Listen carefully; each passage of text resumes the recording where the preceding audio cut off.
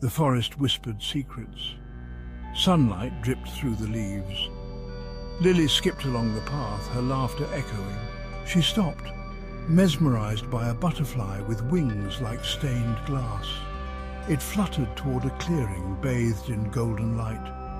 There, amidst the flowers, hovered a tiny figure. The fairy was beautiful. Delicate wings like spun moonlight shimmered around her. Her voice, when she spoke, was like the tinkling of bells. Welcome, child. This forest is a place of wonders. Lily, captivated, stepped closer. The fairy smiled. It was a smile that didn't quite reach her eyes. What's your name, little one? Lily asked, her eyes wide with wonder. The fairy fluttered closer, a mischievous glint in her eyes. I'm called Whisper. She replied, her voice like the rustling of leaves. She held out a tiny hand. A spiderweb glistening with dew lay in her palm. A gift. Lily hesitated. Something about the web made her uneasy, but the fairy's eyes held hers. Reluctantly, Lily reached out and took the gift. Thank you, She mumbled, feeling a chill despite the warm sunlight.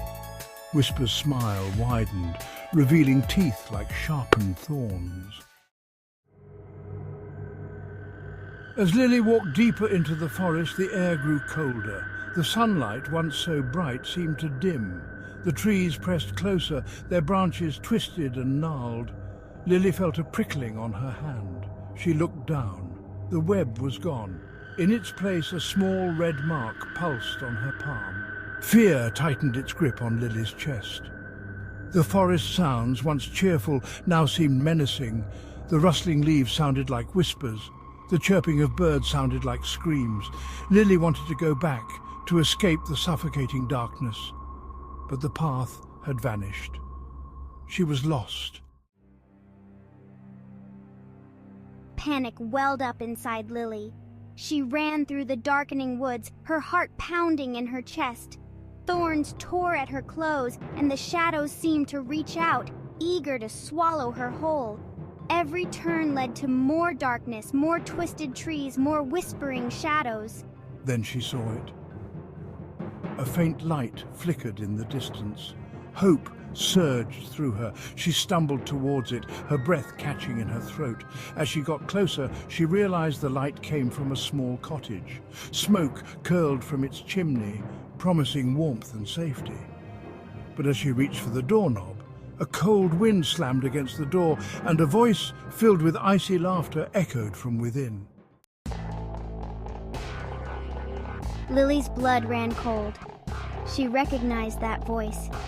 It was Whisper, but gone was the tinkling sweetness. Now it was filled with a chilling malice that sent shivers down her spine. The windows of the cottage glowed with an eerie light. Silhouettes moved within, their shapes distorted and grotesque. Lily pressed her ear against the door, her heart pounding like a drum. Whispers like venomous snakes slithered out from the cracks. They spoke of pain, of suffering, of souls ensnared.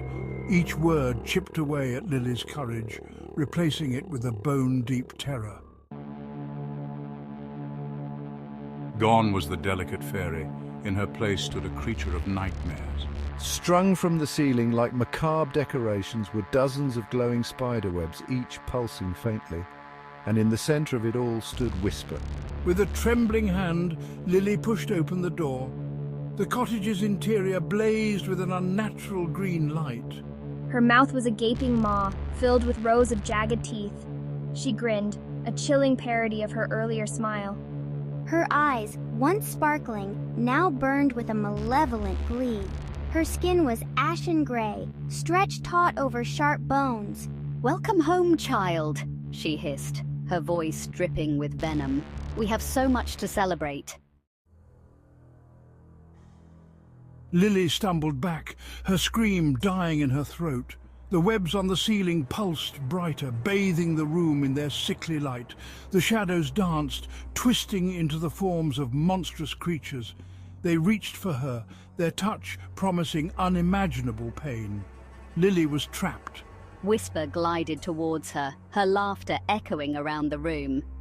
"Foolish child," she whispered, her voice like a death knell. "Did you truly believe a fairy's gifts came without a price?" Lily closed her eyes, tears streaming down her face. The whispers of the forest, now a chorus of despair, were the last thing she heard. The evil fairy had claimed another victim,